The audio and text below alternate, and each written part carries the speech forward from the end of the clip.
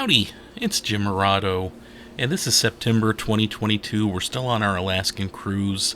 This was the Goodtime Girls and Ghosts tour that was put on by the Red Onion, which is a brothel museum kind of place in Skagway. Skagway was probably our favorite city on the cruise. We had a really good time there. We did 2 cool excursions. I'll put up videos about those later. But this was a great, informative, and hysterical tour. And I'm going to put it up and just, let me know what you think. And this was us waiting for our excursion. There were helicopters taking people to glaciers and that sort of thing. But we were waiting to meet Amanda Mounts for our tour. So check this out. And I honestly was crying at times. I was laughing so hard. There we go. Active listeners at not even 9 in the morning. I think that's a record. Congratulations, folks. Now, my loves, I want to welcome each and every one of you to downtown Skagway. Welcome to Midtown Skagway. Uptown Skagway. Yes, how did you Abandoned. know? Whoa. So as we do like to say here in Skagway, if you happen to get lost, I'm going to congratulate you ahead of time. Never happens. Now we are just about to disembark off this lovely ride, but in fact this fellow over here, he is the second best ride in town. Oh yes, and because of that he visits me at the Red Onion Saloon all the time. So please do be sure to treat him extra well. So I can treat him extra well there tonight, honey. Yes. Now my loves, as we do walk down this staircase, do be careful. I love people falling for me. Just try not to fall on me. She's really ready. It's true. I'm always ready for a good time, what can I say? Oh, my lovely folks, come right this way. You ready to flash me, honey? Beautiful. All right, do we have everybody? Oh, right. She's trying to rearrange, make sure that you look perfect. All right, my loves, you all are my lovely streetwalkers for this tour. And as such, I have to teach you all how to properly cross our very busy streets. So for starters, I need everybody to raise your hands up in the air. Oh yes, nice and dainty, yes, beautiful, beautiful. And then all together, we're going to strut. Come follow me, love. Yes. The more hips you move, the more heads you turn. Oh, beautiful. Yes, work it, honeys. And then come gather right around me this way. Beautiful. It's okay, by the end of this tour, you all will be professional streetwalkers. Oh, honey. Oh, we're just getting you an application immediately then. But do feel free to come a little closer this way just in case people want to come on our lovely boardwalks over this way. Now, I know it's a little early in the morning, but I think you guys are ready for this challenge. I want you all to imagine with me that you just got off a huge boat. Are you guys with me? It's really a challenge. I know, I'm gonna make it a little more difficult for you guys. On this huge boat were hundreds and hundreds of other people. I know, intense. So you get off this boat and you are looking out at Skagway for the very first time. It looks a little different than it does to this day. You see, back then, it used to be a bunch of mud flats all around you. Now you come on over here to Skagway with 1 ton of goods. The reason why you had to bring so much stuff is because our friends up in Canada required you bring your own provisions, food, supplies, and whatnot. That way, as soon as you arrived up in the Yukon, you wouldn't take all of their goods. So your plan is to put all those goods on a wagon and go on up a stretch called the White Pass Trail, about 45 miles long. You'll then end up looking out at Lake Bennett, enjoy a 5-day pleasure cruise, and then you'll be in Dawson City. Stake that claim and find the gold. Now, the reason why you're thinking it's that easy is because we here at Skagway, we are great at advertising. You come on over here, though, and realize that no wagon will be able to go over that White Pass Trail. Now, folks have tried to get animals across, be able to carry all their goods. But now there's about 2,000 carcasses of those animals lining up that trail, leaving a very dark omen for all those incoming miners. This really means you only have one of two choices. Either you can hire a Tlingit, the native tribe members here in town, and they said they'd be willing to carry 100 pounds of your goods for just $10. But $10 is nearly $100 in today's money. And you're not here in Skagway because you have money. Oh no. You're here because you need money. So that means you're going to have to carry all those goods all on your own. Oh honey, what is your name? Elena. What is it? Elena. Alina? All right, Alina. What I'm going to have you do is you're going to be carrying 2,000 pounds of shoes. Oh, that's right. But Alina's not going to be able to carry these 2,000 pounds of shoes over that trail on that first go. So she'll grab, let's say, about 60 pounds. She'll walk on over the 45-mile stretch, drop off 60 pounds, walk back 45 miles, grab another 60 pounds, and do it again. 20 to 30 times, making that 45-mile trail about 2,000 miles long. Lena, good thing you brought all the shoes, huh, hon?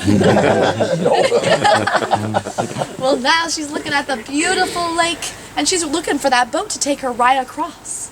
Then she realized, it's BYOB. Build your own boat. All right, honey, what's your name? Sean. Sean? Sean, you look like you're good with your hands. Maybe. A mysterious fella over there. Well, we are going to entrust you with building us this lovely boat. Can do. Perfect, I love a can-do attitude.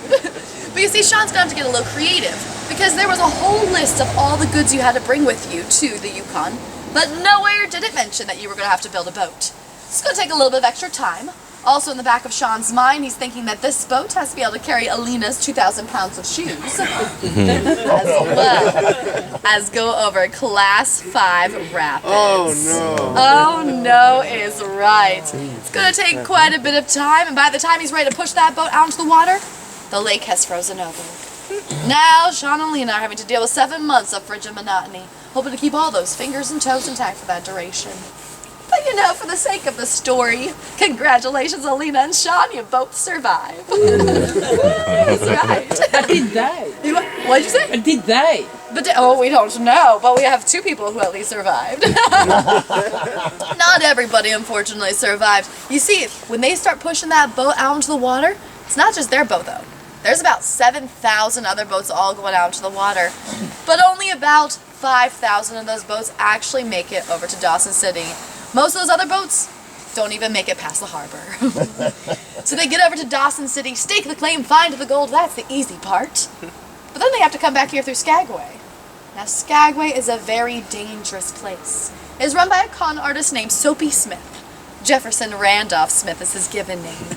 Now, he's been able to play it kind of like a community member because he has 300 gang members working for him. Businessmen, journalists, even some of the sheriff's men work for good old Soapy Smith. Now, they've been able to con men out from their gold, out the clothes off their backs, and just leave them penniless out on the streets. So there's a superintendent. His name is Sam Steele. He decides to venture on over to Skagway to see if it really is as rough as everybody's been saying. And he goes on to describe Skagway as little better than a hell on earth. He said at nighttime he could hear the dance hall girls performing, but he could also hear the screams and shouts of murder amidst gunshots. This is one of the roughest places you possibly could be at. Is that the gunshot? So speaking of such, welcome to Skagway, everyone! Lucky for you, we have changed our ways, but only slightly. I hope you're ready to strut your stuff, because it's time to go this way.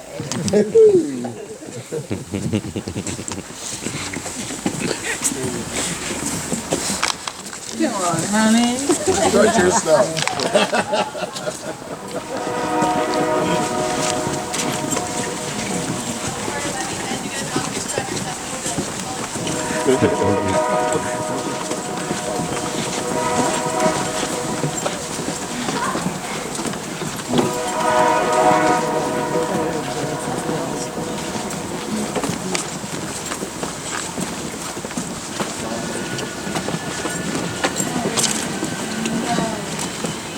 We have reached our first street in rush hour traffic.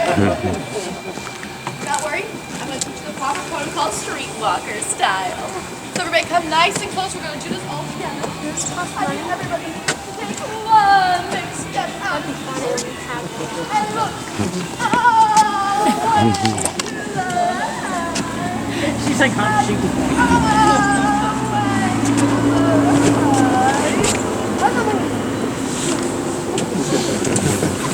Oh, don't forget the hand action, that's important.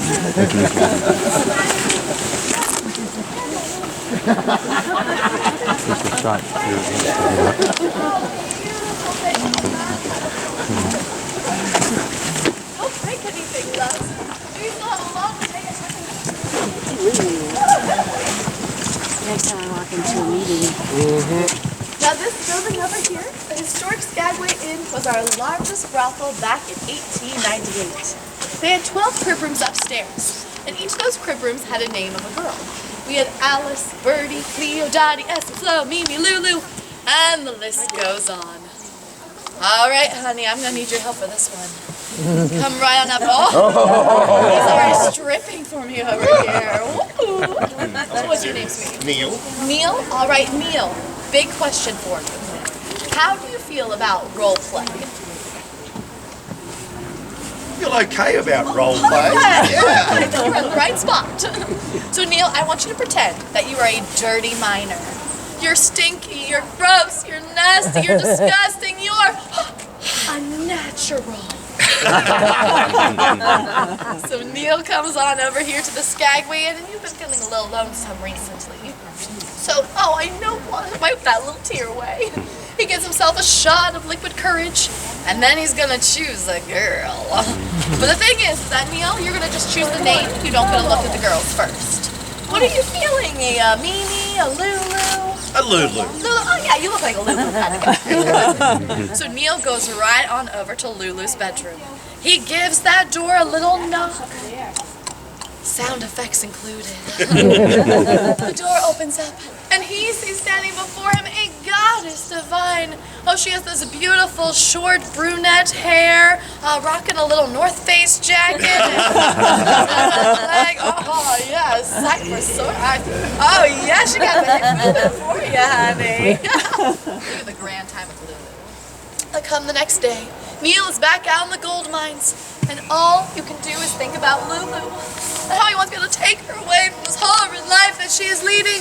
Maybe even marry her. Maybe. So Neil comes right back over here to the Skagway that evening. This time you don't even need a shot of liquid courage. He goes right upstairs to Lulu's bedroom door. He gives the door a knock. Oh yes, it's more excitable this time. The door opens up, and he sees standing before him a tall blonde. That's not your Lulu, is it? No. The thing is that these girls were just using these names as aliases for the night. They had to be able to protect themselves from thirsty miners like Neil over here. But the other reason, though, is that a lot of these girls were working respectable trades during the daytime. So they actually had to keep their identity a bit of a secret. I hate to break it to you all, but Amanda Mount is not my real name. I know. My parents had just a little more respect for me than that. Now, Neil did such a beautiful job. I think we need to give him a round of applause. Yay. How beautiful. Look, they're giving him a clap already. I know. Take long. Forgot that But you protection. know, a lot of people do think that prostitution was legal here back in 1898. However, it never was. Now, there was a point in time when we could kind of get away with a bit of anything. Many of us girls would stand in front of a window completely in the nude and be able to entice those fellas right on over. But then we had a mayor come to town, and this mayor decided to make my life very difficult. All right, honey, what's your name? Alden. Alden? All right, Alden, I need you to give me a mayor pose. Yeah, I figured you're pretty much already doing it. So Mayor Alden, he comes over here to town, and he now decides to enforce a dress code. So this means I know, oh no, it's right. This man. It's like that's not right. You see, this means that all of us ladies have to be clothed all the way down to our wrists, all the way down to our ankles, and all the way up to our necks. Thanks a lot. Thanks, Neil. But you see, us ladies, we get a little creative. Because as we're walking outside, remember, there's all that mud around us. And so a smart girl's gotta lift up a little skirt. Now she's showing off those striped stockings. Those fellas see the striped goods, and they know to follow that girl right back over to her place to have a little fun that night. But Mayor Alden, he's a smart guy. And he now decides to enforce a curfew. So this means that we don't really have much way of working around that. But thankfully, there's a scam happening just about that same point in time. Now this scam is that there are some men coming on over to Skagway a little prematurely. And they decide to start selling sled dogs to all those incoming miners. That way they could get up the White Pass Trail with a bit more ease. The problem is that as soon as these men came to collect their pre-purchased sled dog, they came to find out that it was a Chihuahua. Yeah, those dogs aren't getting anybody anywhere. So those men would just leave those dogs out in the middle of the streets to fend for themselves. But you see, Soapy Smith, he's also a smart guy. And he takes all those dogs on in and he starts selling them. His first customers are the prostitutes. You see, dogs don't have a curfew. If a dog's gotta go, a dog's gotta go. So these girls are walking the dogs out past curfew, and Mayor Alden would approach a girl such as myself and would say, "Oh, Amanda, it's past curfew, you need to go back inside."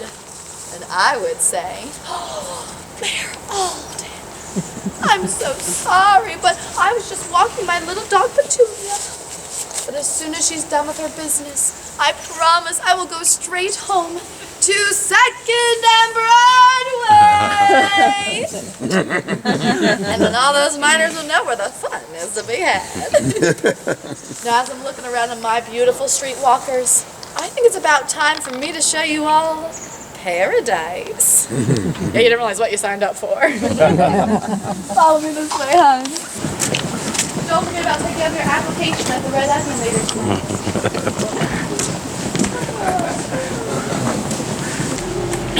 All right, my love, we'll gather right around this way.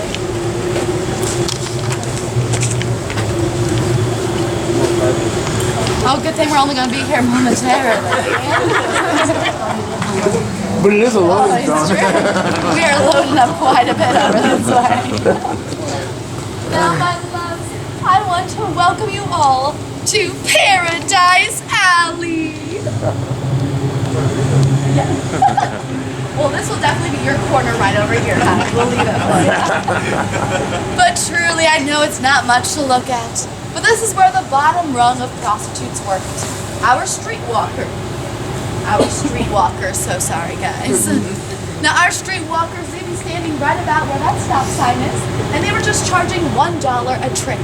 They would entice that fella over to do their business right about there. These girls, they didn't have a mat. They didn't have a bed. These girls were completely homeless.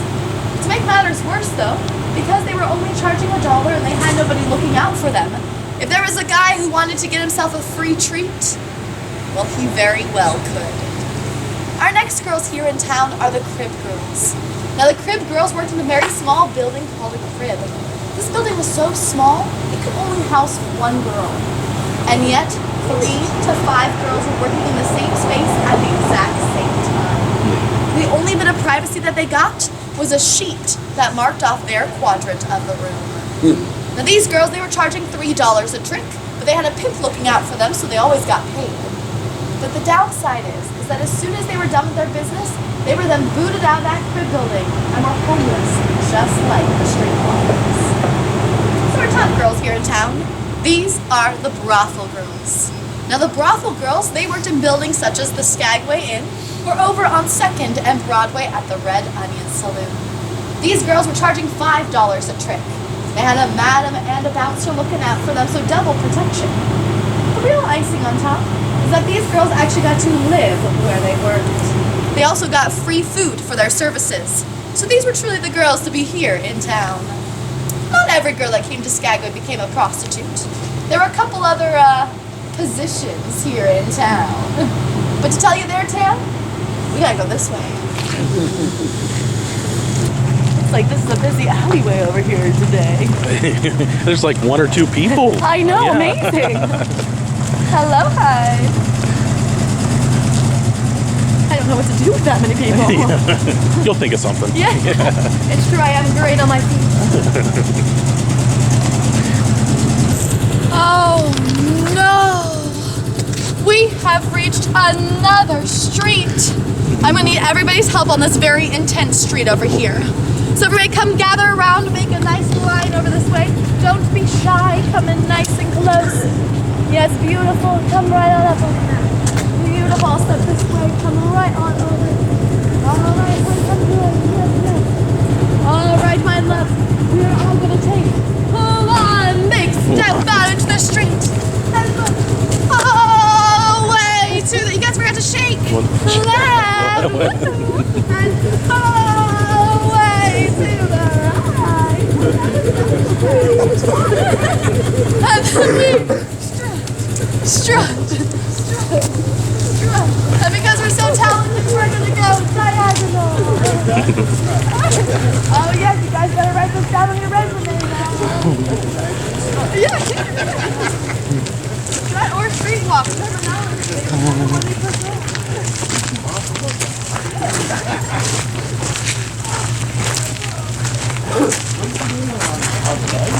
Yeah, there you go. Not many people can say that they know how to do that. Oh yeah, you are rocking it over there. Now my loves, do feel free. We're gonna make a little semicircle right over this way, so feel free to come right on in. Lovely, and my loves don't mind coming in nice and close. Beautiful. Beautiful. No, you still seem so far away. Come closer. Yes, beautiful. Oh, gorgeous. I love it. Now right over here, this is where the Red Onion used to stand.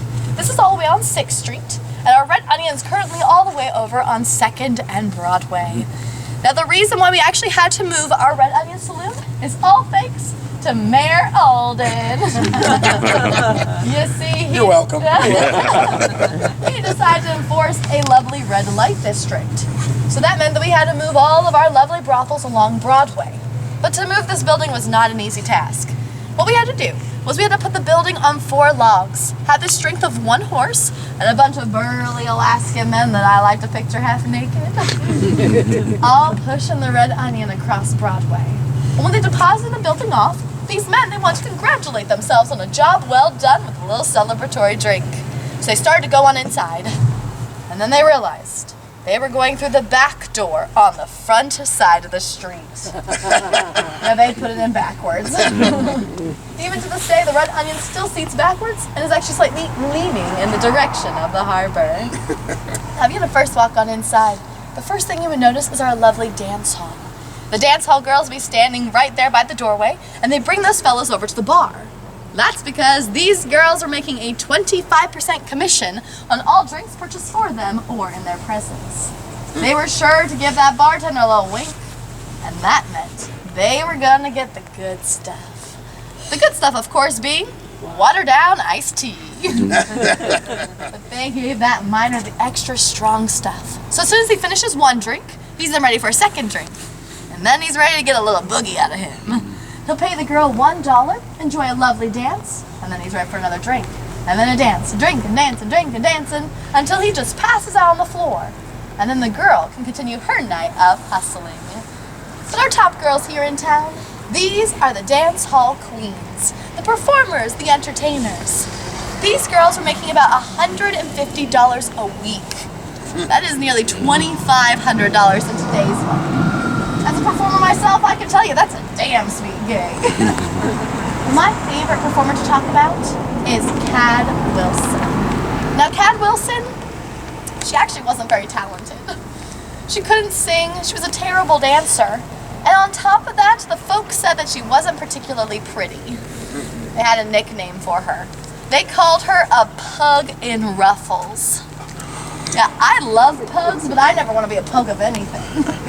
But Cad, she didn't let it get her down. Instead, she came up with her own little routine that I'm going to show to you all right now.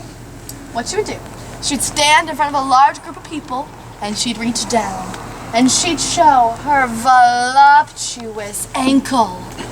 Oh, sir, control yourself. This is just a tour. Those miners, they were so hot and bothered that they start reaching down deep into their pockets, fondling with their nuggets. And they start throwing those gold nuggets right at her. And she just started catching them in her skirt, bit by bit, until, oh no, her skirt was all filled up. So, what's a girl gotta do but pick up a little more skirt?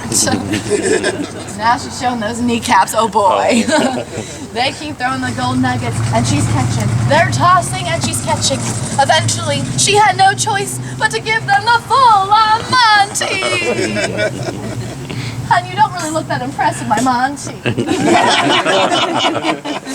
I know it's not quite as good as today's Monty, but this is all the fellas saw. Oh, I see my flashers exposing my Monty.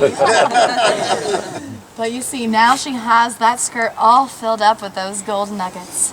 She goes over to a pail, strategically placed to the side, drops all the gold nuggets on in, takes center stage, and she begins all over again. She did this up to 17 times in a single day. But there was this one man. Oh, he was taken with Cad Wilson. And so he approaches her one day, and he goes, "Oh, Cad, I have had a fantasy that you would take a bath in a tub filled with champagne, and then allow me to watch you take that bath." Well, she was making a 25% commission on all drinks purchased for her or in her presence. So at $25 per bottle of champagne to fill up a whole tub? Oh, bet your sweet bottom dollar, she said yes. So they fill that tub with all the bubbly. And then she and the fella start to going upstairs.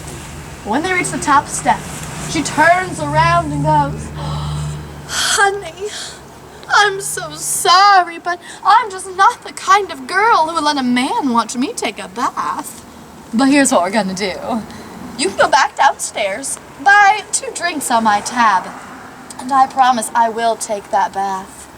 And you can imagine me doing it." Well, he was so taken with her, he agreed. He went back downstairs, bought 2 whiskeys on her tab, imagined her and all that bubbly, and went on home quite the happy camper. But Cad, let me tell you, she was a woman of her word, and she did take that bath. When she steps out of the tub, she's feeling a bit more, effervescent. And she's looking down that tub filled with all that champagne, and she goes, "Huh, that would be a waste." And goes on to rebottle all that champagne and sell it downstairs as white wine. Yeah, so while you guys are here in Skagway, if anybody offers you white wine, maybe give it a second thought. But in honor of the story, I do have some champagne waiting for us at the Red Onion. Oh, don't worry, I did not bathe in it. Though I cannot speak for the other madams here in town. Now, my loves, there's another dance hall girl I love to talk about. But to tell you her tale, I have to show you all the second best bust in town. Of course, you're looking at the first. All right, my loves, follow me this way. Oh, bless you. God bless you. Are you allergic to beauty?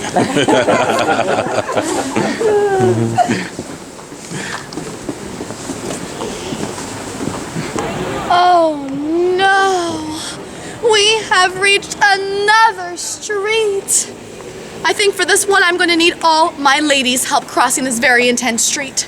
So all my ladies, come up here to the front. Come line up all beside me. Fellas, you get to enjoy the view. Another street, yes indeed.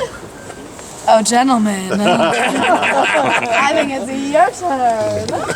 So fellas, come right on over this way, Sean.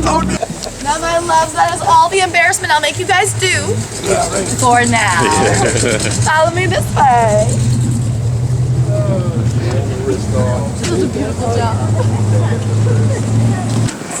It is where the swingers like to play.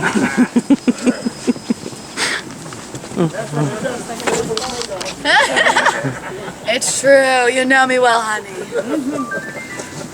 They didn't make me mayor for nothing. Good point. Lovely. All right, Lulu, I'm ready for you.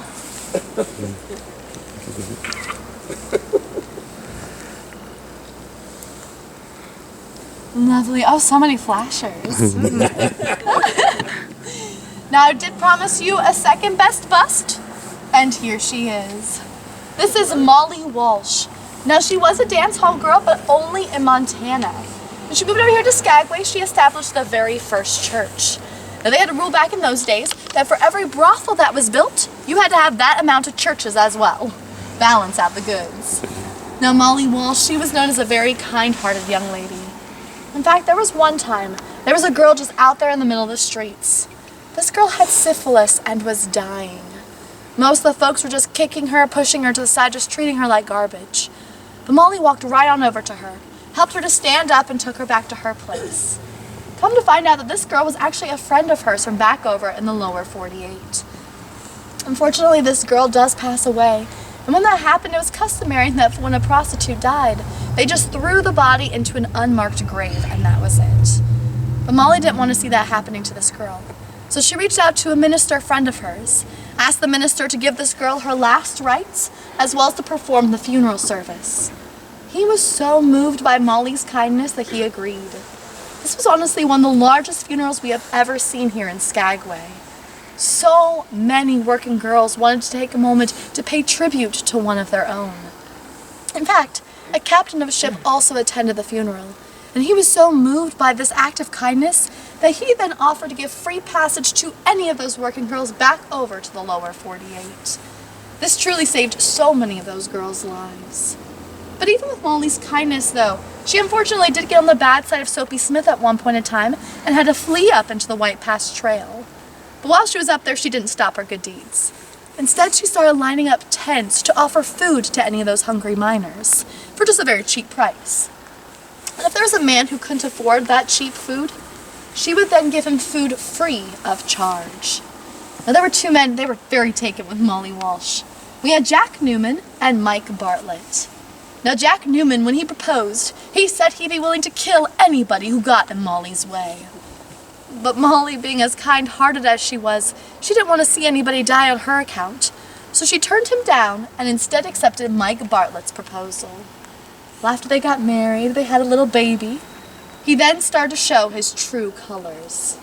He proved to be a very jealous man, and one evening he murdered Molly Walsh in a jealous rage, leaving their 17-month-old an orphan. Jack Newman, he never forgot dear Molly Walsh. He actually did strike it rich and found himself a wife, but when he heard about Molly's passing, he had the statue erected in her name. He asked to be buried right next to it.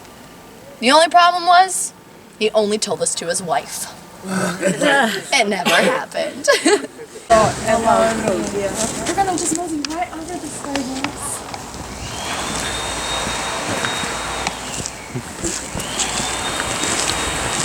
Mayor Alden flashing me over there.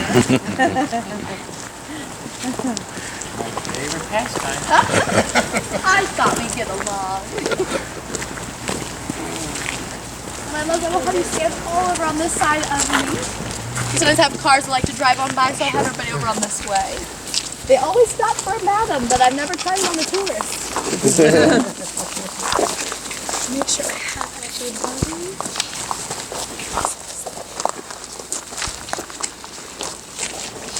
Perfect. Looks like we still have everybody. That's a good sign. Now, out of curiosity, anybody come here for the ghost stories? Sure. Oh, perfect. Well, you guys are in luck because of the ghost portion part of our tour. Now, right over here, this is what we call Ghost Alley. And the story we like to talk about is of Harriet Cullen. Now, Harriet, she came over here to Skagway with just $7 to her name. But it cost $6 to live here in Skagway for just one day. So she had to think of a means of making a living pretty quickly. She got to thinking that maybe making some fresh-baked apple pies might be a great business. Lucky for her, she was absolutely right. She started charging these pies at $10 a pie. Wow. For those miners, they ate them right on up for the 2 years of the gold rush. When things started to slow down, she decided that she didn't want to leave Skagway. So she got to thinking that maybe tourism would be the next big thing here. Lucky for her, again, she was absolutely right. She purchased a mansion that stood over there in those trees, and she converted it into a hotel. She advertised the services by telling folks they would get a nice warm bed, delicious home-cooked food, and The best kind of entertainment they could possibly hope for. That entertainment being Harriet herself, telling ghost stories. But she did have one rule to those ghost story sessions, and that was no local was allowed to attend. So to this day, we have absolutely no idea what those ghost stories were about. But the locals did say that anytime they were walking by the hotel, they could always hear uproarious laughter coming from those windows, so it must have been pretty good. This business continued until 1947.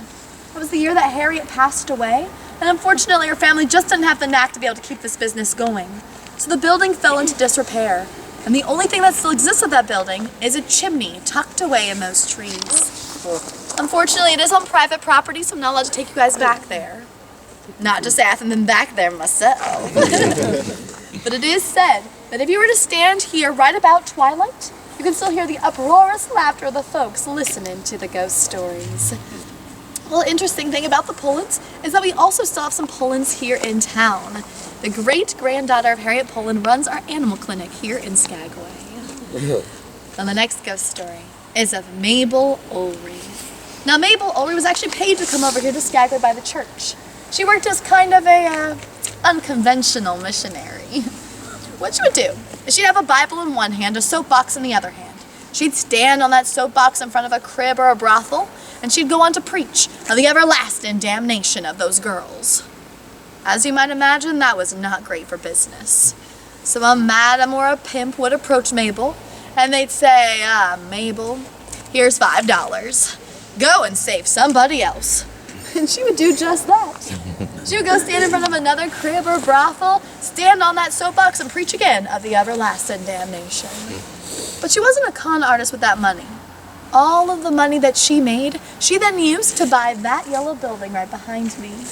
She converted it into a mission house for women, the first of its kind here in Skagway. Just like Molly, she would often take many of those suffering girls on in, nurse them back to health, teach them a respectable trade, and if they were interested, she would even work her matchmaking magic. She knew quite a few gentlemen over in the lower 48, and she started a little letter correspondence from the girls to the guys. If things were looking kind of heated in the letters, she then paid for their passage to go back over to the lower 48 and marry those gentlemen. Now currently, this building is actually local housing. A lot of our folks who come on over here to Skagway, they'll need a place to stay, and this just happens to be one of them. The folks will often want to rearrange the furniture, make it feel a bit more like home.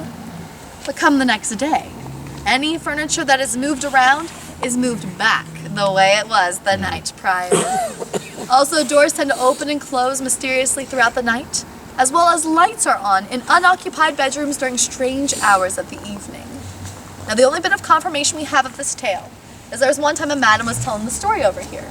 And this girl, she pops her head out that top window, and she goes, yep, everything the madam is saying is absolutely true, and it freaks us all out. I am thankful I don't live there. Now, I know we just took a break, but I hope that you didn't forget how to strut. So it's time to go this way.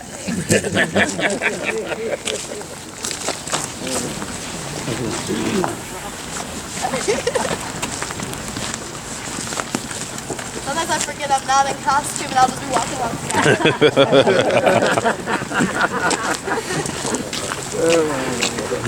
Now my favorite ghost story has to do with that building right over there, the Skagway Social House. Back in the 1930s, that building used to be an orphanage. Unfortunately, around that time, there was also a huge tuberculosis outbreak that happened, and a lot of lives were lost. Well, fast forward to the late 1990s, early 2000s, it became local housing up on the top floor and a jewelry store on the bottom floor. One of the girls who lived and worked there is actually our current designer of all the fabulous dresses at the Red Onion Saloon. And she had a ghost experience all her own while she lived there. She said there was one morning she was getting up, getting ready for the day and whatnot, when she noticed something off in the corner. She went to investigate and noticed that it was a little girl just sitting there watching her get ready for the day. Very startling at first, but every morning this girl just kept reappearing in that same corner. Eventually it became a welcome appearance, kind of like a little sister watching her elder sister get ready for the day. One time, Corey is her name, she's downstairs in the jewelry store with her roommate, and they notice this man walk on inside. This man, though, is not looking at the jewelry. He is just looking at the building itself. The girls approach him and ask him if there's anything they could do to help him out, and he asks to go upstairs. That is the girls' bedroom. A little disconcerting at first, but then he went on to explain that he was an orphan back in the 1930s, and this used to be his home. So of course the girls said yes and escorted him right on up there. As he's looking around, seeing what they've done with the place, the girls approach him once again and ask him if he might know of a little girl that used to live here. They describe her as having big doe eyes, long brown hair, guessing about 13 years of age or so. And he goes on to say, you know, that sounds an awful lot like Frances. Frances was a little orphan girl that used to live here back in the 1930s, and she was known as one of the sweetest little children you could ever meet. In fact, when the tuberculosis outbreak happened, she was one of the first children to volunteer to help out so many of those suffering boys and girls. Unfortunately, she also fell ill and passed away. Well, they didn't see Frances that day, but a couple days later, Frances did reappear. And when she did, the girls looked her directly in the eye, and they said, "Hi, Frances. How are you doing today?" She just gets this huge smile on her face, and then she disappeared. And no one has ever seen her ever again. We like to think that that is the moment that she truly found peace. Now I hear another street crossing happening right now. And you know, I think they're about to have a little men's strut in just a moment. So I think we need to watch the show. What do you think? Yes. That over there, that is Madame Bettina Sheets. Because that is where you'll find her. Oh, here they go, the lovely lineup. Now we all have to applaud, guys. Yes. Yes. All right? Yeah. And give them a loud cheer. Yes. We'll wait till they start strutting across. Halfway across, then start. And all the way to the right. And now stretch your strut, boys. And 3, 2, 1.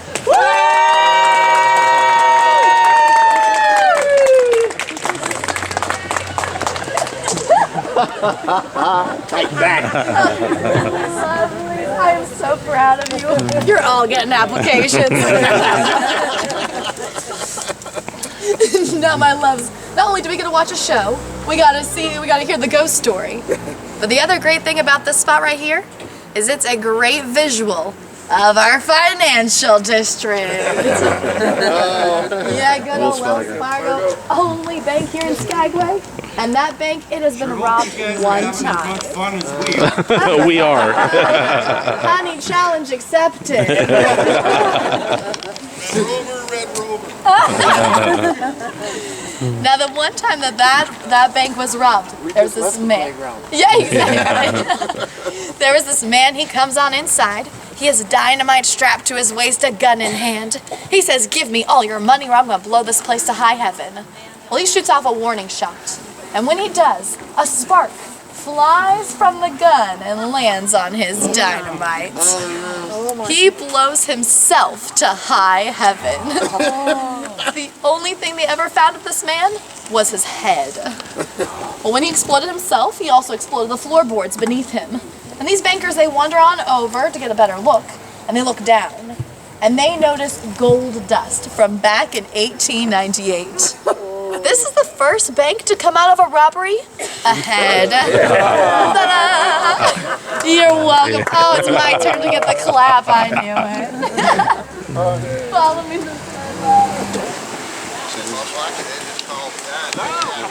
Oh, good. But don't forget, you left your wedding ring on my nightstand. I'll come back and get it. Thank you. All right. Ah, there we go. I can still count good. I always tell people they hire me for my beauty, not my counting skills, so I always second guess myself. Now I'd like to stop us right here because this is our lovely Kermsey store, and this building was built in 1899, and the way we know that is because its billboard was from 1899 up there on that rock face. Now there, back in the day, they would have had a bunch of different billboards for many of the different stores here in Skagway. Unfortunately, that was the only one we were able to preserve over the years. And once the trees started growing all around it, didn't really make much sense to advertise that way anymore. But for a little perspective on how big that clock is, if you're looking at the base of the clock, to to that lower hand, that is about 6 feet distance. And the interesting thing about that clock is it actually tells the correct time of day.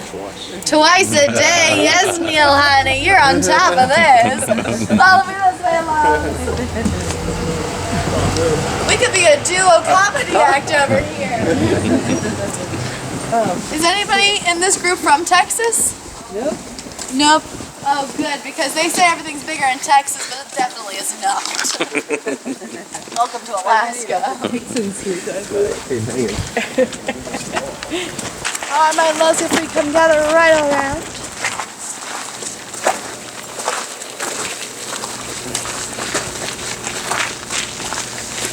That log cabin over there, that was the first building built here in Skagway. It was built all the way in 1887. Nearly 10 years before the gold rush really even took off. It was built by our founder, Captain William Moore. Now Captain William, he was not prepared for the winters here. If it weren't for the Clinkets, I don't know if he would have even survived. They provided him with food and supplies as well as helped him to build that log cabin. After he survived his first winter, he then went on to build the wharf as well as this blue and green building. Now he built that for his son, Benjamin Moore. Yeah, no association with the paint whatsoever. But that building is currently a museum, so if you want to learn a little more about the Moores, I would definitely recommend it. Now, Captain William, when he came over to Skagway, he wanted to name this town Mooresville. The name never stuck.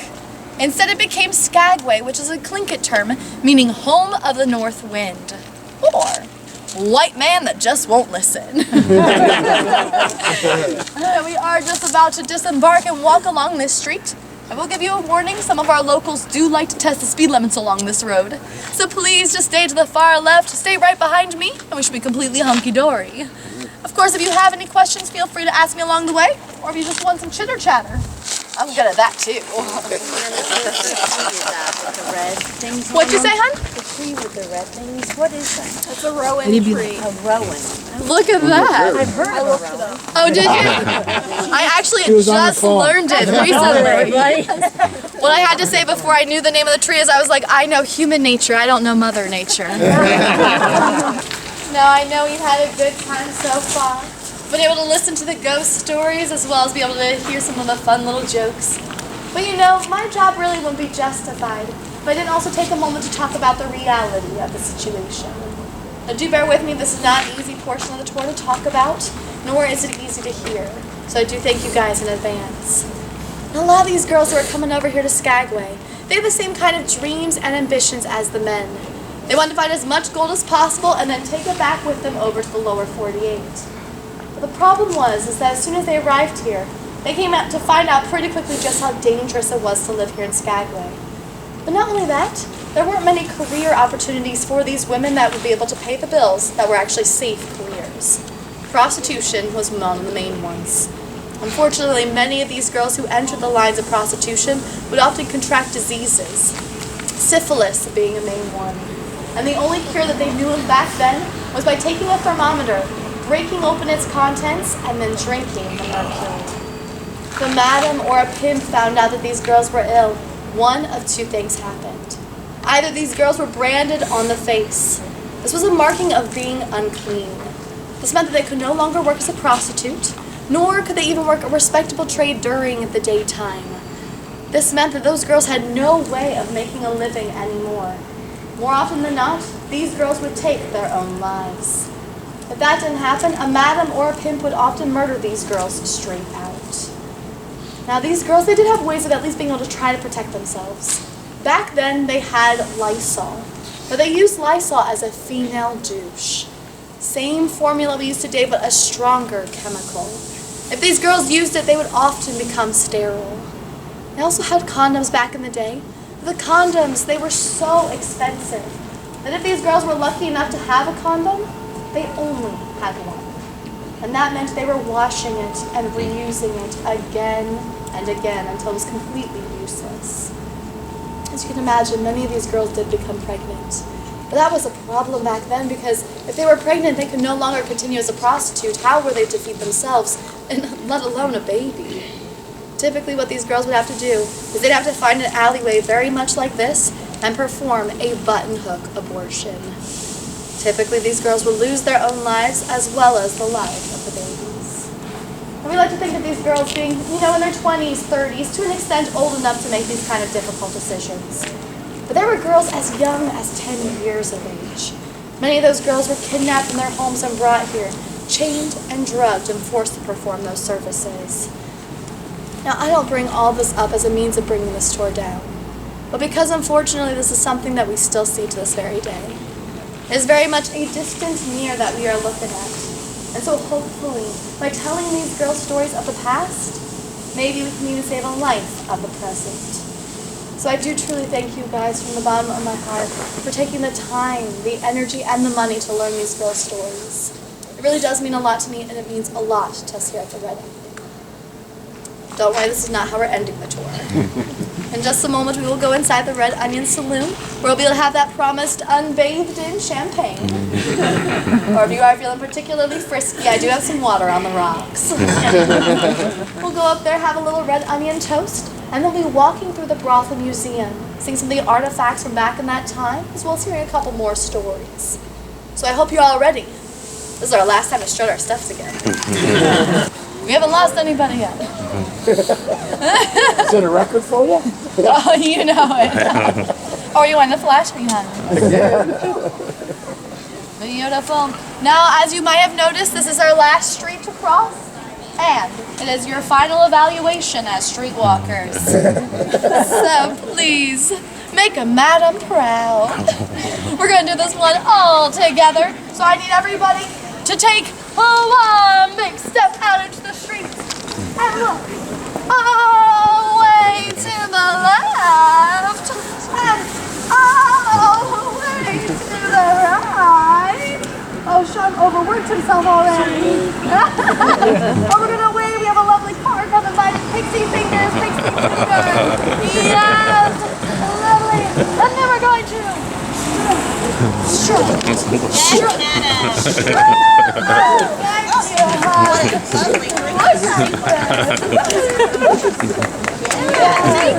And because I'm so proud of you guys, I'm going to take you through the back door. So lucky.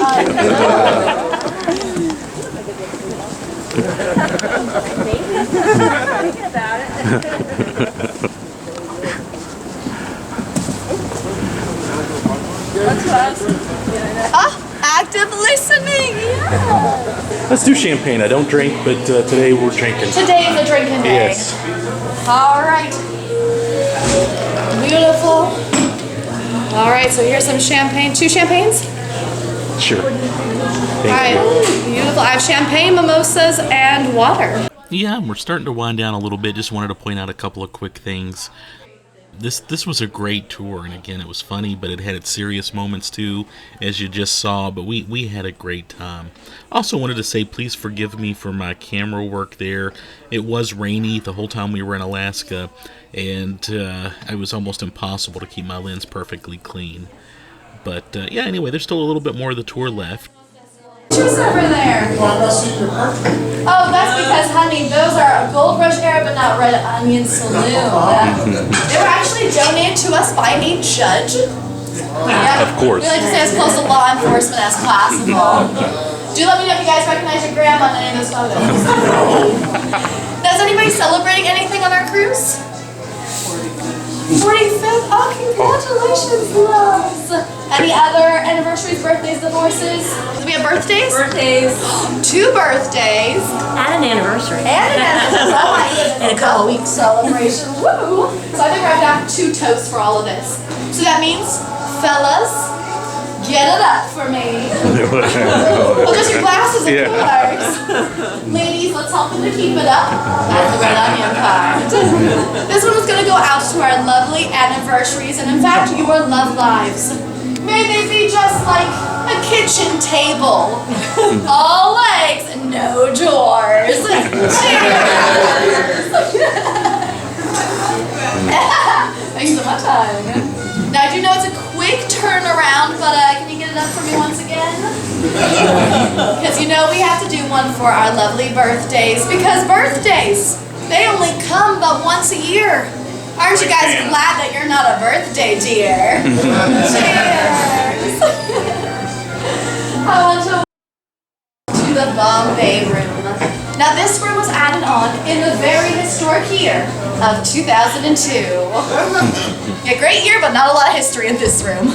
But don't worry, in just a moment we will go up the last stairwell to paradise to learn some of the secrets here at the brothel. Just a couple quick ground rules though. If you are done with your glass, maybe you found that there's a hole in it, so sorry. Feel free to just leave it on our lovely surface over there, and we'll be able to collect those glasses later. But of course, if you are still working on your beverage, you are more than welcome to take it on upstairs with you into the Brothel Museum. Just please hold on to those glasses until the very end of the tour. There's a brown bin that you can deposit those glasses in. Upstairs, it is a hands-off facility. So that means the wallpaper, the artifacts, as well as your tour guide. Yes, honey, I'm looking at you. But do please take as many pictures and videos as you want upstairs. All I ask is for you to turn the flash off. Get some light-sensitive artifacts up there. But there is one artifact, actually in this very room, that you all are more than welcome to flash all you want. And that's this red lantern over here. What were you guys thinking? Now this red lantern is one of 2 original red lanterns that hung outside the Red Onion Saloon all the way back in 1898.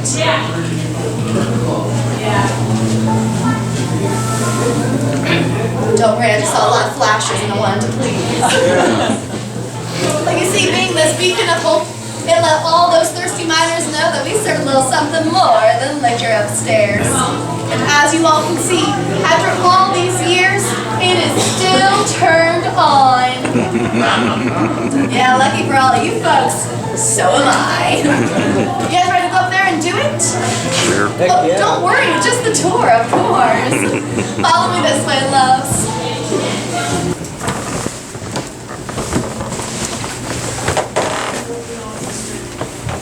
Loves, do that for you. Love, nice and close.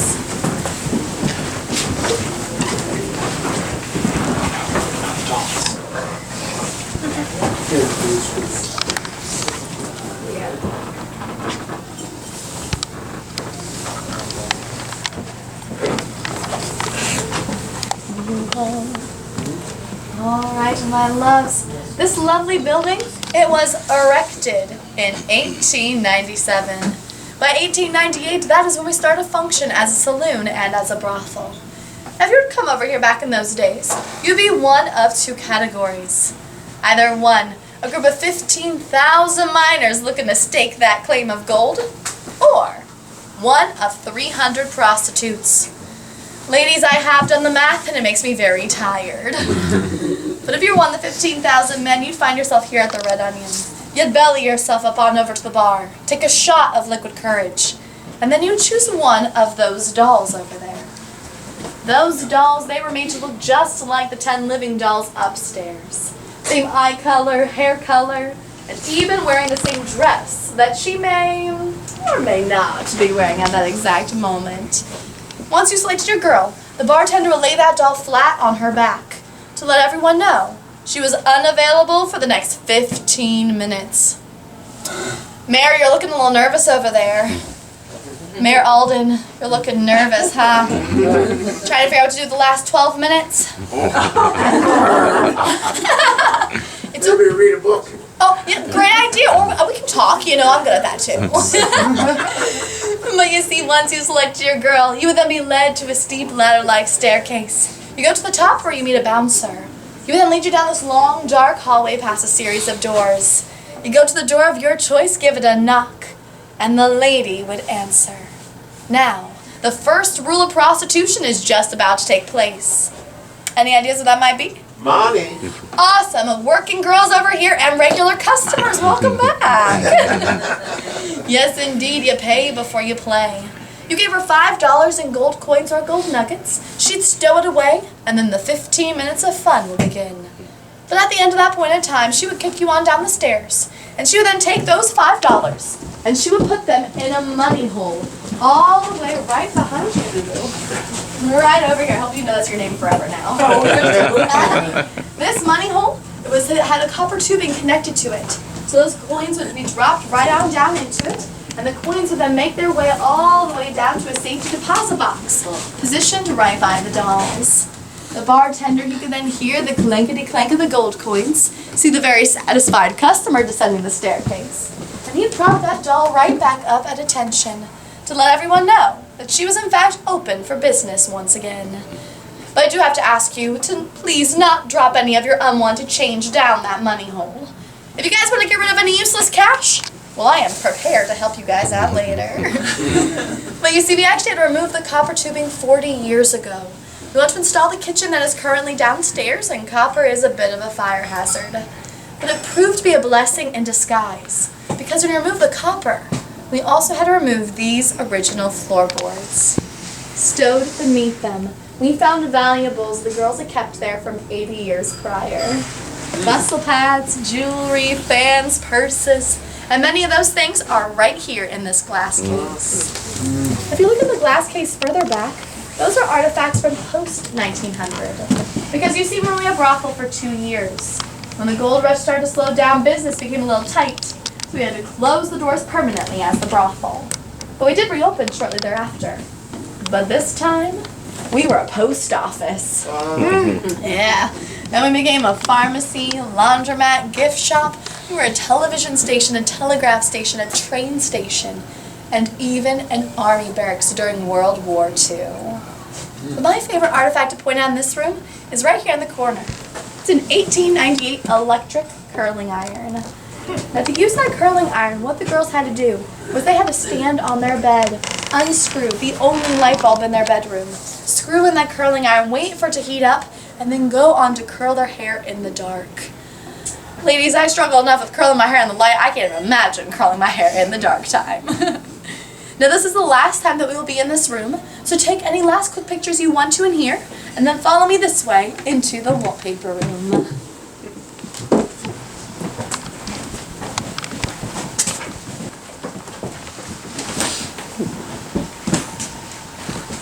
And do feel free to come right all the way on up, please.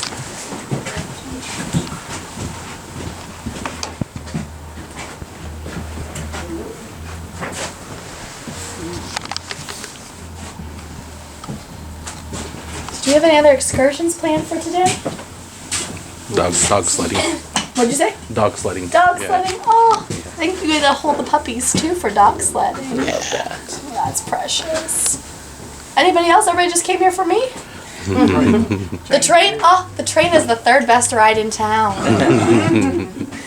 So prepare to be disappointed. I'm totally kidding. The train is actually very beautiful. You get some great views, and you get to hear a lot of extra history on the train. And loves, do feel free to come up nice and close this way. Beautiful, beautiful.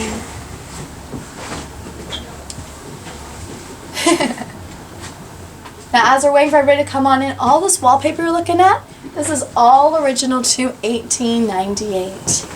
Do you have anybody else in that room? No. Lovely. Just the ghost. Perfect. Well, welcome, Hans. So this wallpaper has a story behind it. Because you see, a madam of the Red Onion Saloon would approach a girl on the streets. And she'd say, honey, you want to work for me? Oh, you can have your own bedroom and you can decorate it however you want to. Down to the French silk wallpaper. This was quite a treat for the working girls. We had 10 crib rooms back in the day, and in just one of those rooms, we found 18 layers of wallpaper. Yeah, doing the math, there was about 180 girls living and working here in only 2 years' time.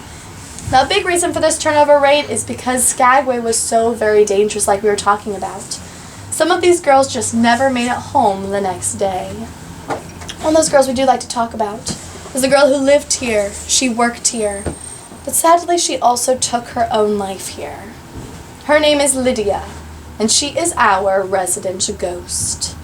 Now, if you're standing on the red carpet, you're actually standing in what we believe would have been Lydia's bedroom. And the big reason why we believe that is because this corner is known to be the most haunted corner in the brothel, measured as being 10 degrees colder than the rest of the Red Onion, as well as when folks have taken pictures, they have often noticed orbs and blurs. Sometimes even a face has been known to show itself here in this mirror, but reflecting nothing from the background. In fact, in one picture that was taken of me recently, I was standing up here talking about Lydia, and there was a green image in front of me. And that was how we knew that Lydia was still making her presence known. But she does have some other ways. You see, specifically with my ladies, she'll often caress their cheek, or even leave the scent of lilac around her to make her presence known. But for my fellas, I do hate to break it to you, but she does hold a bit of a grudge. There's been a couple times a man has been going down the stairs, and he has felt a shove behind him. No one else was around, and thus the only explanation is Lydia was at work. So please, hold on to that handrail when you're going down the staircase. I don't want any of you falling for me. Now this dress over here, this dress is $18.98 lingerie. It is made of a wool linen with silver plated copper pieces pressed into the fabric. And this dress weighs 10 pounds. Now we believe that one of our madams wore this dress, but we know for a fact it wasn't worn by our most famous madam. And that is Madam Diamond Lil Davenport. Now, she was a beautiful lady, but 6 feet tall, known to have the bearings of a queen. She was a little unusual as a madam. You see, she took care of the women and the money, per usual, but she also took care of her men, for a price. It was $100 an hour, or $1,000 a night. It's about $35,000 in today's money. Not only that, she required 3 letters of documentation. A most recent bank statement, a clean bill of health, and a letter of recommendation. Yeah, I've started implementing this into my own love life, and it works. Now, these last 2 rooms that we're going to walk through in just a moment are too small for all of us to go in there together, so I'm going to quickly talk about them now. This first room, it is a crib room. It is the type of room that those girls have been living and working in, with a 3/4 twin bed customary for the times. These working girls charge $5 a trick, but 50% of that went to the madams. 25% was left to the bouncer. So that only left $1.25 for the working girls. Not very much at all, but you know, if you were working a respectable job here in town, you could only make $3 a day gross pay, and that was it. Remember, it costs $6 to live here in Skagway for just 1 day. So if you were making that $1.25, but you made it every 15 minutes, from 6 p.m. all the way to 6 a.m., well, now you finally could survive here in Skagway. The last room that you'll be walking through, that is the bedroom of Diamond Lil Davenport.